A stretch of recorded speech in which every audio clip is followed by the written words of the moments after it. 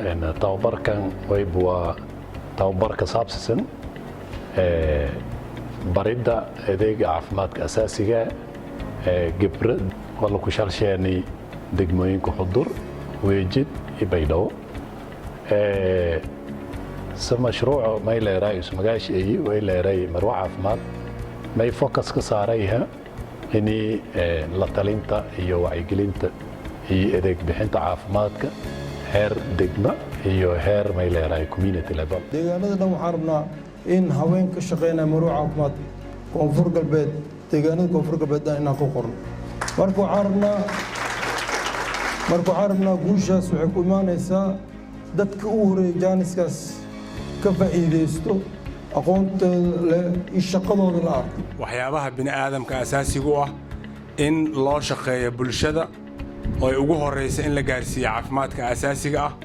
oo aan maanta u joogno inaan ku daahfurno halkan hadduu ilaa yiraahdo wasaaraddu waa ku ammaanay barnaamijkii maruuca caafimaad oo uu socday tababarkii uu socday muddadii 45 maalin ahaa gabdhaha laga kala keenay gobol degmooyinka baydhabo iyo degmada xudur iyo waajid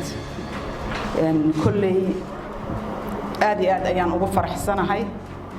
qof walba mashruucan ahmiyadda uu xambaarsan yahay wuxuu ka garan karaa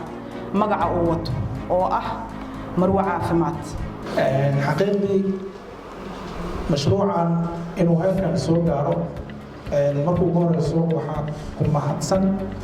allihii ina abuuray suurageliyey in maanta halkan aan joogno ama heerku uu joogo soo gaarsiiyey ilaahay waa ku mahadsan waxaa ku mahadsan wasaaradda maaliyadda iyo wasaaradda caafimaadka gaar ahaan yani dadkii sida gaarka ama waaxyihii sida gaarka ugu shaqada lahaa unuun wayba ku mid ahnaa qayb ku mid degmooyinkii laha ku qaadi maruuca caafimaad wayba kale inta ka ammaanay wasaaradda caafimaadka aan ka horreeyay wasiirshe iyo howlwadeennada wasaaradda dhammaan koonfur galbeed hooliyo muujiyan iyo dadaalkiiyo koonfur galbeed muujiyan